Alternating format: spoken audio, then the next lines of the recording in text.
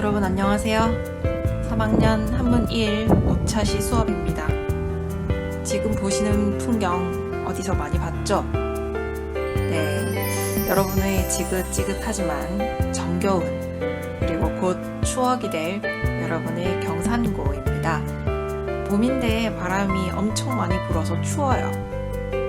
네, 그럼 여기까지. 이제 수업 시작합시다.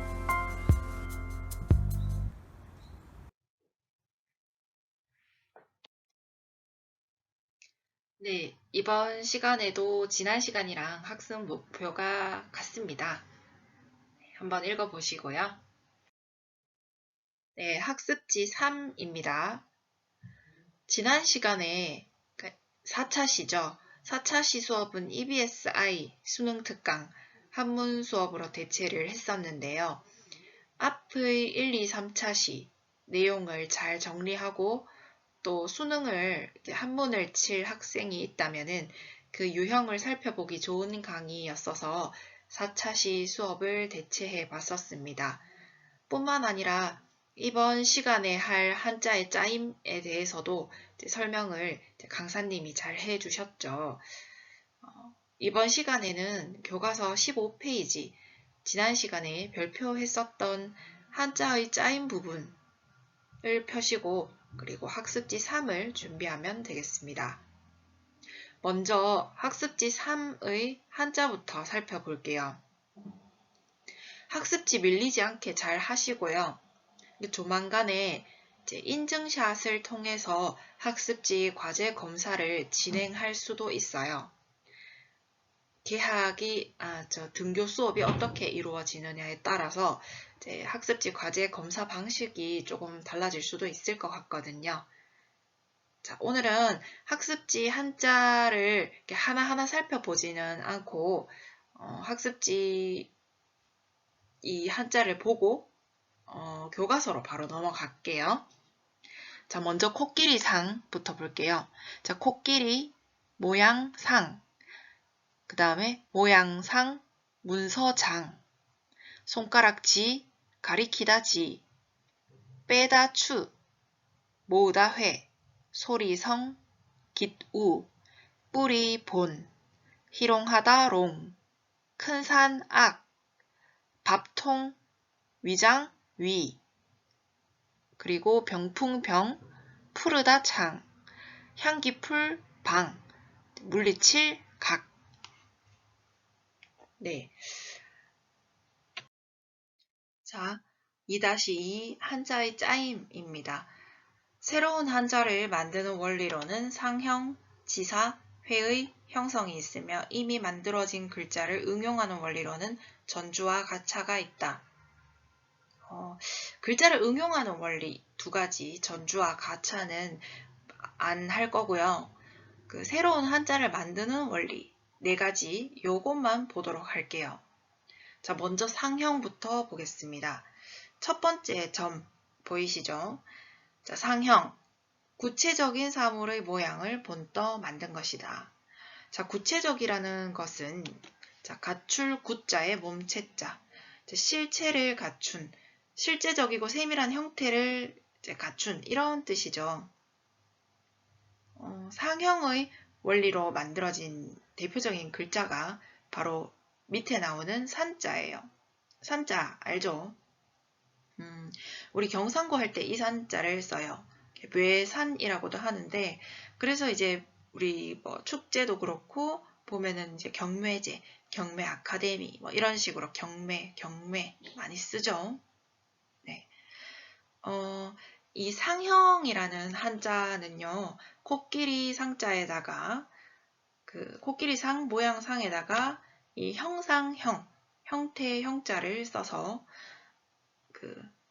물체의 어떤 형상, 모양을 본떠서 글자를 만드는 원리를 부르는 개념이에요.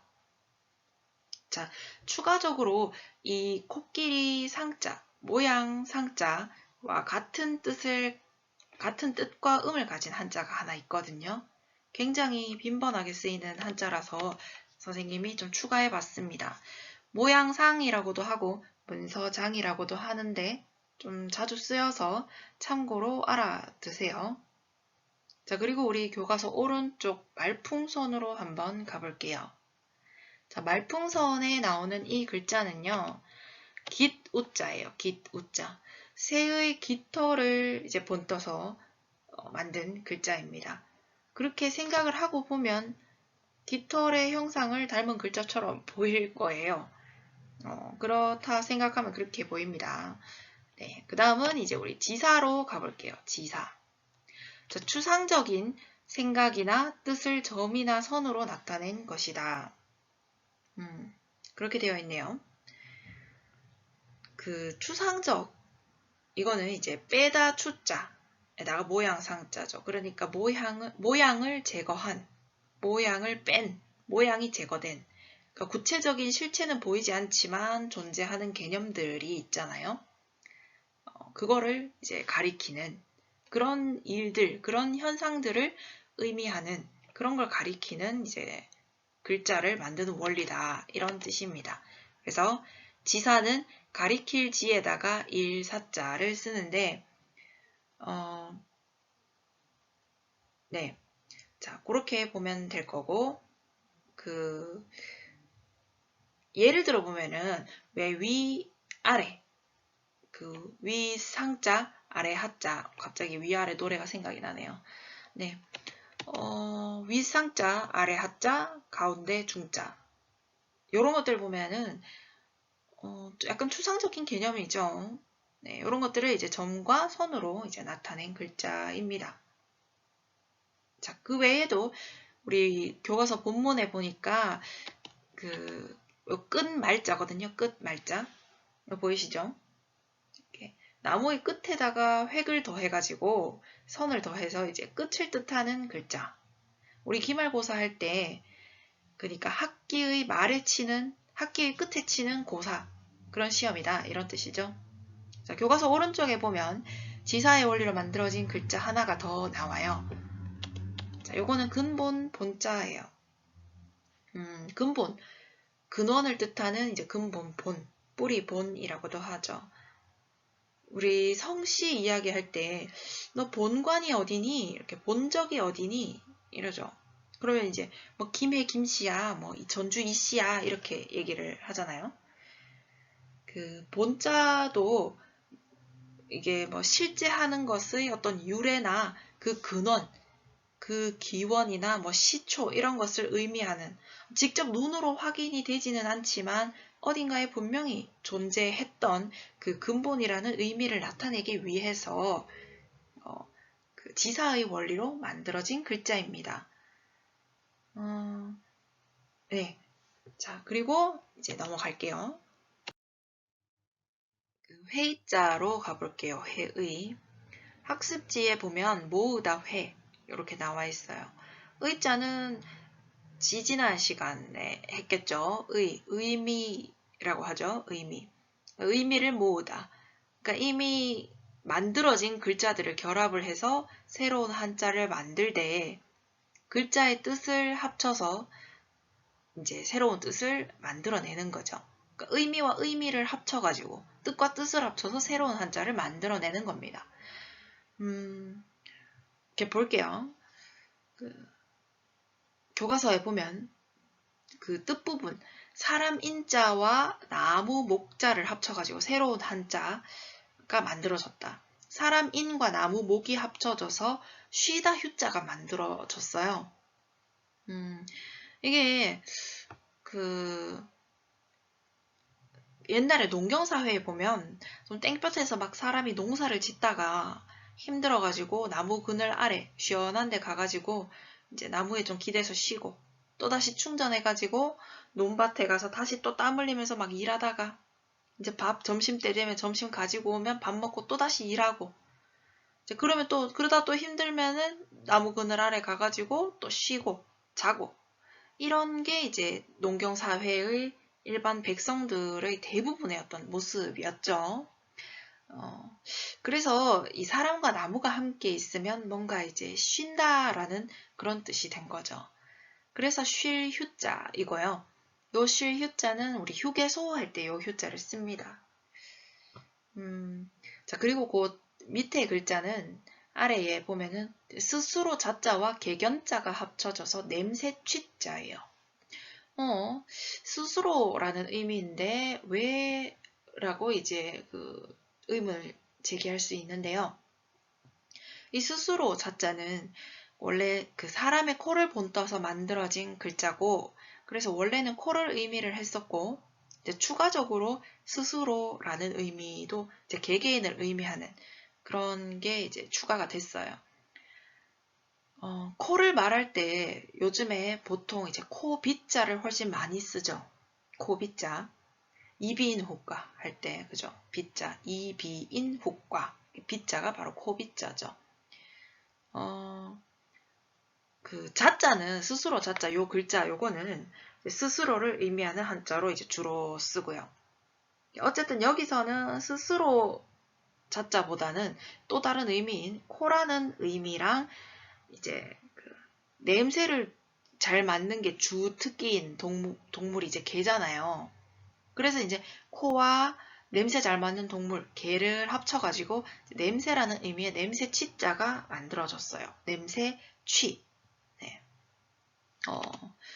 우리 집 개예요. 정확히 말하면 동생이 키우는 개인데, 네. 비숑프리제라는 견종이라서 이름이 뽀숑이에요. 늘 이렇게 우리 집에 동생이 멀리 사는데 우리 본가에 오면은 저렇게 이제 마당에 코를 박고 냄새를 맡고 다녀요. 자, 어쨌든 그 다음 교과서 오른쪽에 글자들 롱, 악, 위 요거를 볼 건데 먼저 자, 롱자예요. 희롱하다 롱자입니다. 학습지에 있어요. 요 희롱하다 가지고 놀다 롱자인데 이거는 이제 임금왕 옥자에다가 받들 공자. 선생님, 근데 요 임금왕자 옆에 옥이라고 되어 있는데 이 옥이라는 글자는 왕자에다가 점 하나를 찍었는 게 옥자 아닙니까? 네, 그게 옥자로 쓰이죠. 옥자로 쓰이는데 임금왕자도 옥이라는 의미, 옥이라고 발음이 될 때도 있긴 있어요. 근데 거의 이제 뭐 90% 이상은 임금왕자로 그냥 보면 돼요. 근데 요 교과서의 글자들이 보면 좀 대체로 어려운 걸 뽑아놨어요. 왜 이렇게 어려운 걸 뽑아놨는지 모르겠는데 어쨌든 요 희롱하다 롱자의 경우에는 요 왕자가 이제 옥자의 그 뜻과 음을 가지고 와서 어쨌든 요 옥을 이제 손으로 받치고 노는 이제 손으로 옥을 이제 손 위에 올려놓고 노는 그래서 가지고 놀다 롱자, 희롱하다 롱자 이렇게 구슬을 가지고 노는 이런 겁니다. 자, 그 다음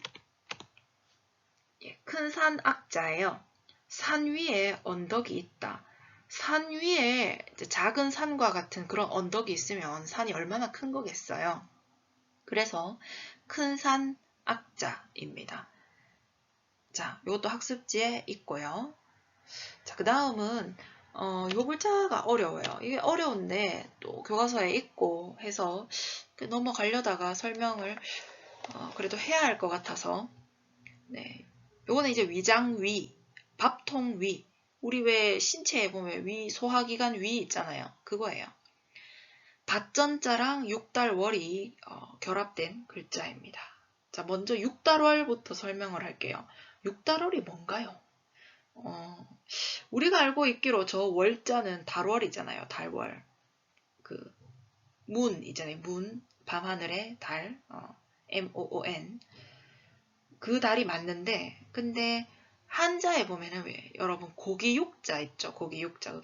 굉장히 간단한 한자인데 이 고기육자가 붓으로 쓰거나 이렇게 다른 글자랑 합쳐서 또 다른 글자를 생성해낼 때에는 좀 모양이 변형이 되어서 달월자랑 모양이 똑같아져 버려요. 네. 이 고기육자 자체가 이제 살덩어리, 인체, 육체 이런 거를 나타낼 때 많이 쓰거든요. 그 몸체자 있잖아요. 몸체자. 아까 이제 구체적 할 때 체자 있잖아요. 몸체. 체육 할 때 체자, 거기에 보면 이제 월자가 들어가 있는데 이때에도 육달월, 그러니까 고기, 살덩어리, 인체, 육체 그런 뜻으로 그 월자를 집어넣어 놓은 거거든요. 네. 그래서 이 달월자가 고기 육자가 이제 붓으로 쓰일 때 모양이 똑같으니까 그냥 학계에서는 육달월, 그러니까 고기 육 플러스 달월이라고 해서 육달월 이렇게 불러요. 어렵죠? 네.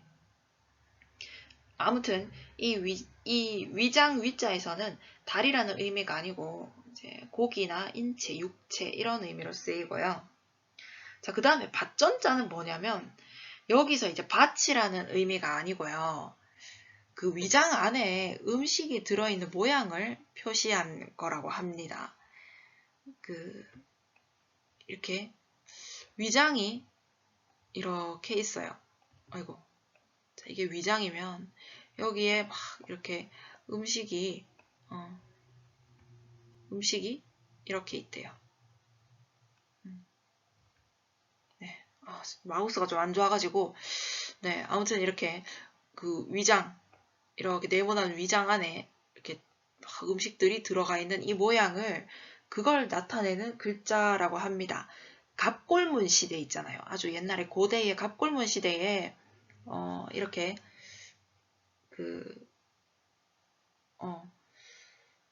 위장이 있고 사람이 음식을 먹어서 음식이 막 들어있다라는 그런 뜻으로 표시를 했었다고 하는데 그리고 이게 이제 사람의 인체와 관련이 있다라는 뜻에서 고기 육자까지 붙여서 만들어진 글자라고 하는데 어려운 글자예요.